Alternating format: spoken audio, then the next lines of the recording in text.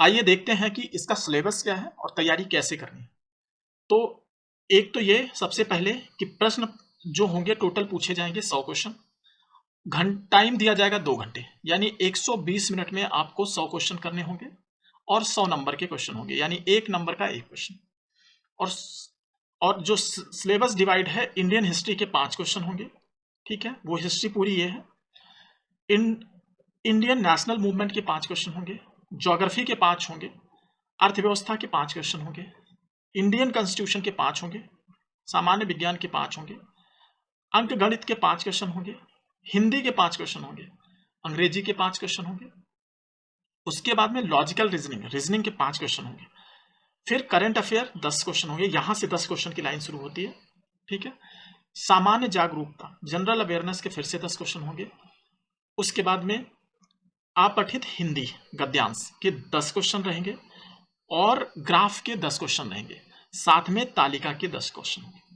आपने एक बार देख लिया कि क्या क्या क्या आ रहा है, तो इसमें आपको बहुत ज्यादा सिलेबस दिख रहा है। हम आपको एकदम छोटा सिलेबस करके बता रहे हैं, तो ये सिलेबस ज्यादा जरूर दिख रहा है, लेकिन ये इतना ज्यादा है नहीं। कैसे ज्यादा नहीं है वो एक बार देखते हैं। देखिए, इंडियन हिस्ट्री जिस समय आप पढ़ेंगे उसी समय आप नेशनल मूवमेंट भी पढ़ लेंगे। क्या होगा, इंडियन हिस्ट्री जिस समय आप पढ़ेंगे उसी समय इंडियन हिस्ट्री पढ़ते समय आप इंडियन नेशनल मूवमेंट भी पढ़ेंगे। तो 5 और 5 नंबर का ये आपका हो जाएगा, तो 10 नंबर यहां से आ जाएंगे, टोटल 10 नंबर यहां लिख लेते हैं। ज्योग्राफी आपको 5 नंबर का पढ़ना है। ज्योग्राफी आप देखेंगे तो यहां पे देख लीजिए कि क्या क्या आ रहा है, ठीक है। ज्योग्राफी में इंडियन ज्योग्राफी मेनली पढ़ना है और थोड़ा बहुत आगे का। इंडियन इकोनॉमी 5 नंबर का हो गया।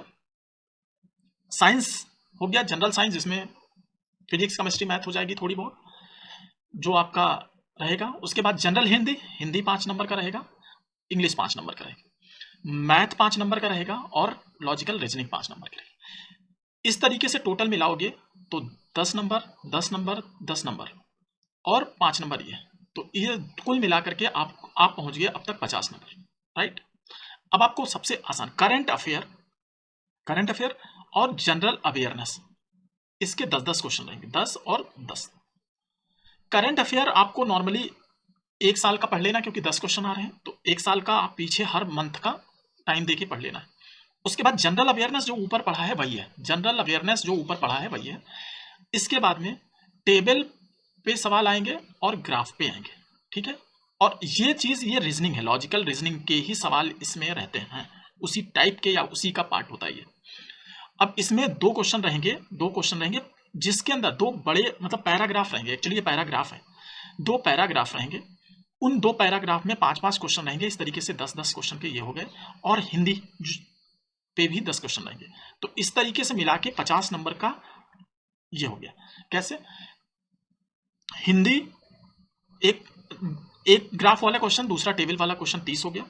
जनरल अवेयरनेस आपको कहां से पढ़ना है, ऊपर वाला ही सब है। करंट अफेयर आपको अलग से पढ़ना है। इस तरीके से आपका सिलेबस डिवाइड हो रहा है। तो आप जो तैयारी करेंगे सब आप मेरा सुन लीजिए, ऐसे ही तैयारी करना है। हर दिन अगर आपने 3 घंटे 4 घंटे निकालना है, तो जैसे ही पहले बैठो, इनमें से हिंदी का क्वेश्चन, ग्राफ के क्वेश्चन, दोनों ग्राफ के क्वेश्चन इमीडिएटली करो और अपने आप को 1-2 घंटे रोज दो, सवेरे या जब भी देना है। तो आपका सिलेबस, आपकी पढ़ाई स्टार्ट होनी चाहिए ग्राफ से।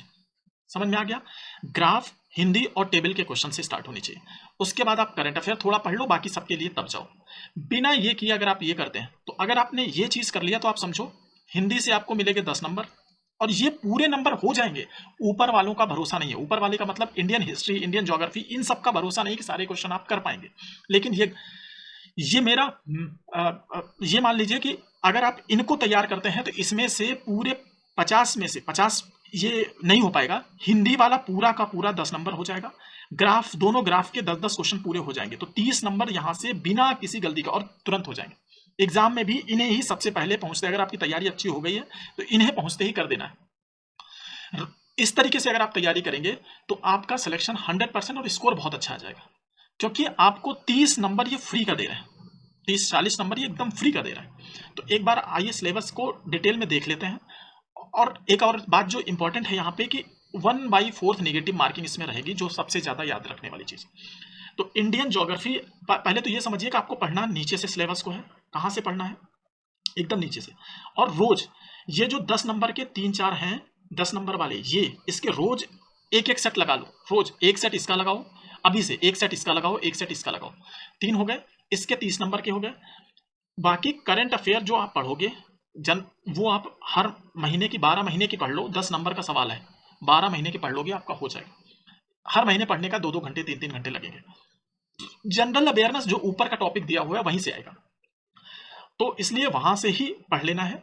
अब हम इसको अभी नहीं बता रहे हैं, हम ऊपर चलते हैं और एक एक चीज का सिलेबस देख के आते हैं। हिंदी में हिंदी व्याकरण आएगा और एक क्वेश्चन यहाँ पे रहेगा इंग्लिश का, अंग्रेजी में इंग्लिश व्याकरण आएगा और अपठित गद्यांश आएगा। तो एक जो लोगों को ये टफ लगता है, कुछ बैकग्राउंड के ऐसे लोग होंगे जिनको इंग्लिश सही में टफ लगती है, वो लोग इसको एकदम छोड़ दो, इसमें टाइम वेस्ट मत करो। आ जाओ हिंदी लोगों को सरल लगती है, यूपी के खासकर लोगों को जो बहुत एडवांस नहीं है। संधि पढ़ के जाओ, विलोम पढ़ लो, पर्यायवाची पढ़ लो, वाक्यों के लिए एक शब्द पढ़ लो, लिंग पढ़ लो, मुहावरे आप ज्यादातर सुने हैं उनको भी पढ़ लो, भिन्न शब्द वो भी पढ़ लो, शब्दों में अशुद्धियां थोड़ा सा पढ़ के जाओ, गद्य और पद्य, लेखक और रचनाएं थोड़ा सा पढ़ लो, ठीक है। इसके बाद में गणित में देख लो दशमलव, प्रतिशतता, साधारण अंकगणित समीकरण, वर्ग, वर्गमूल, घातांक, घात, औसत, यही 4-5 चीजें पूछी जाएंगी और यही आना है। साइंस में भौतिक विज्ञान, रसायन विज्ञान, जीव विज्ञान तीनों आते हैं। इसके बाद इंडियन कॉन्स्टिट्यूशन, इसको अच्छे से पढ़ना है, संविधान की, क्योंकि ये हर जगह हर एग्जाम में आना है तो इसको पढ़ना है। जिला प्रशासन अच्छे से पढ़ना है और पंचायतें तो और अच्छे से पढ़ना है क्योंकि ज्यादातर नौकरियां इसी के आसपास रहती हैं। तो इंडियन कॉन्स्टिट्यूशन बहुत बढ़िया से पढ़ना है। इन्होंने अलग से ये चार चीजें मेंशन करी हैं किसमें, इंडियन इकोनॉमी में।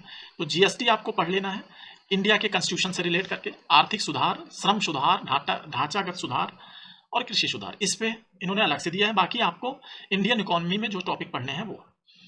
इसके बाद ज्योग्राफी, पहाड़, नदियां, ये सब पढ़ने हैं। स्वतंत्रता संग्राम और अपना इतिहास, इतना पढ़ लेंगे तो आप स्ट्रेटजी से पढ़ेंगे कि बैठे आप पढ़ने और पर डे आप हिंदी ग्राफ और टेबल के सवाल पहला लगाइए क्योंकि 30 नंबर वहीं से मिलेगा। उसके बाद करंट अफेयर डेली पढ़ लीजिए, उसको कर लीजिए।